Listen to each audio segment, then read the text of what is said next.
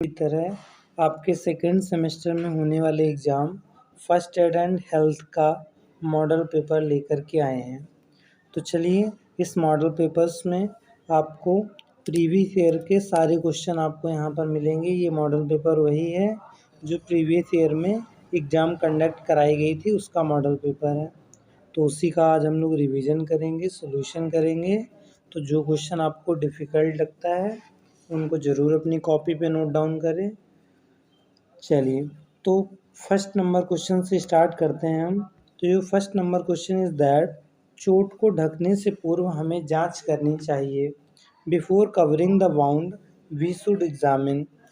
चोट का कारण, घटना का क्षेत्र, चोट में कोई बाहरी पदार्थ, इनमें से कोई नहीं। तो हमें सबसे पहले ये देखना होता है कि जो चोट लगी है जहाँ पर, वहाँ पर कोई बाहरी पदार्थ तो आकर नहीं चिपक गया है जो इन्फेक्शन करे। तो वो हमें इम्पॉर्टेंटली रूप से देखना होता है। क्वेश्चन नंबर 2 कह रहा है एक उत्तम पट्टी होनी चाहिए। जो आप बैंडेज लाते हो ये परफेक्ट बैंडेज शुड बी। तो परफेक्ट बैंडेज में क्या होता है, क्योंकि बैंडेज तो आपको पता है जो घाव होते हैं वहाँ पे लगाया जाता है। तो अगर बैंडेज रोगाणु मुक्त होगा तो हमारे लिए बेस्ट होगा, क्योंकि इसमें कोई जर्म नहीं होगा। तो जब वो जर्म फ्री होगा तो क्या होगा, हमें किसी भी टाइप का इन्फेक्शन नहीं होगा।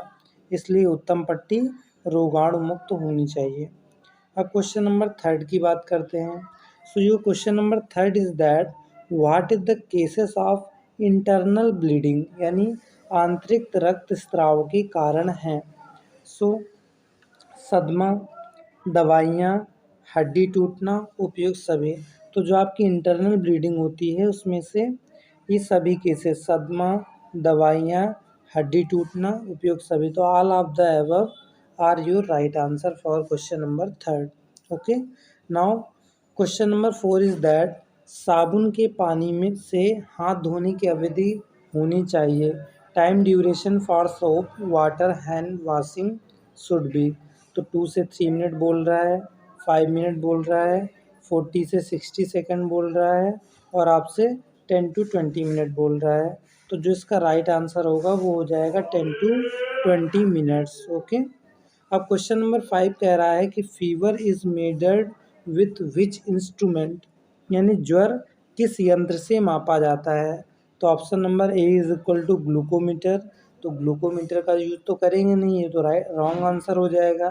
थर्मोमीटर, तो आप सभी को पता होगा जब आप डॉक्टर के पास जाते हैं तो इसका यूज करता है, थर्मोमीटर का। So that's is your right answer. Now question number 6 पर चलते हैं। तो क्वेश्चन नंबर 6 आपका कह रहा है कि the most important aspect of hand washing is.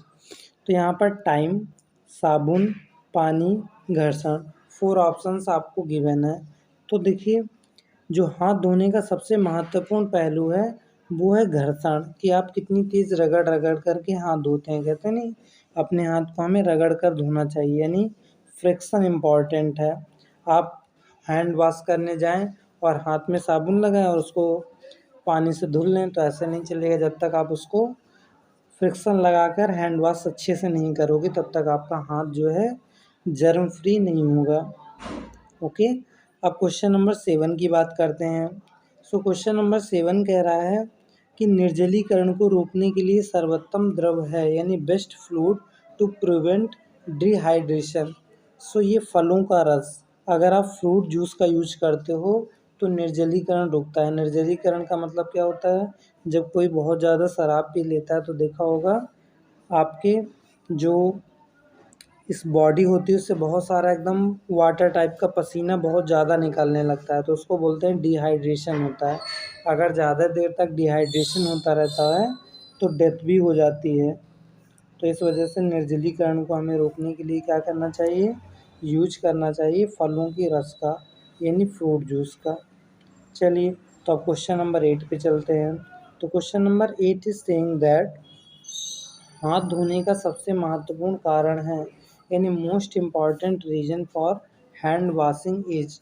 So देखो यहाँ पर जो संक्रमण के चक्र को तोड़ना, जैसे हैंड वॉश में क्या होता है, हम लोग कोई भी वर्क करते हैं तो हैंड हाथों से करते हैं। तो हाथ क्या होते हैं, हमारे कांटेक्ट में रहते हैं हर जगह से। तो किसी अगर अदर पर्सन को इन्फेक्शन है या कोई बीमारी है तो उससे अगर आपने हाथ मिलाया हुआ है तो वो जो संक्रमण है यानी इन्फेक्शन है तो वो आपको भी हो सकता है। इस वजह से इस चैन को तोड़ने के लिए हमें हैंड वॉश करना होता है। Question number 9 is saying that which fruit is best. आपका अतिसार मतलब उल्टी जो होती है आपका, ठीक। सो इसके लिए जो बेस्ट फल है वो आपका केला है। ओके, तो आप अगर बनाना का यूज करते हो उल्टी के समय तो ये बेस्ट फल होगा आपके लिए। चलिए तो क्वेश्चन नंबर 10 की ओर चलते हैं। तो क्वेश्चन नंबर 10 आपका बोल रहा है कि बिजली से जलने की स्थिति में सबसे पहले क्या करना चाहिए। What should be do the first thing to do in the case of electric burn. मतलब जो आपने झटके की जांच करें, श्वसन की जांच करें कि बिजली बंद हो गई है, रक्तस्राव की जांच करें।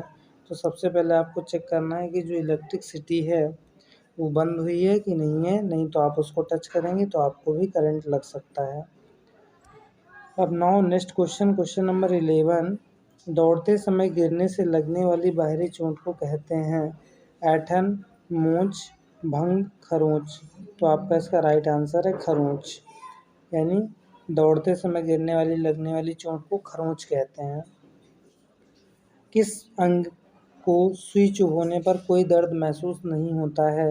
मस्तिष्क, हृदय, स्किन और आँखें।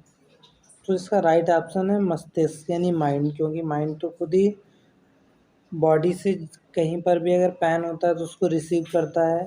तो आर्टरी के द्वारा क्या होता है कि आपका पेन ऐसे सिग्नल्स वहाँ तक पहुँचते हैं। बट अगर आप मस्तिष्क पे सुई चुभोगे तो वो तो मस्तिष्क है, उसको सिग्नल कहाँ से मिलेगा, तो वहाँ पर हमें पेन नहीं होता है। Question number 13 is saying that प्राथमिक चिकित्सा में ABC का अर्थ है। तो ABC का अर्थ है यहाँ पर एयरवे, ब्रीदिंग, सर्कुलेशन। यानी आपको CPR जो होता है, जैसे किसी को सांस लेने में प्रॉब्लम होती है तो उसकी छाती को ठोकते हैं तो उसको CPR बोलते हैं। तो ये ABC का मतलब होता है फर्स्ट एड में। पहले आपको एयरवे करना है, मतलब उसके पास हवा अच्छे से आने देनी है।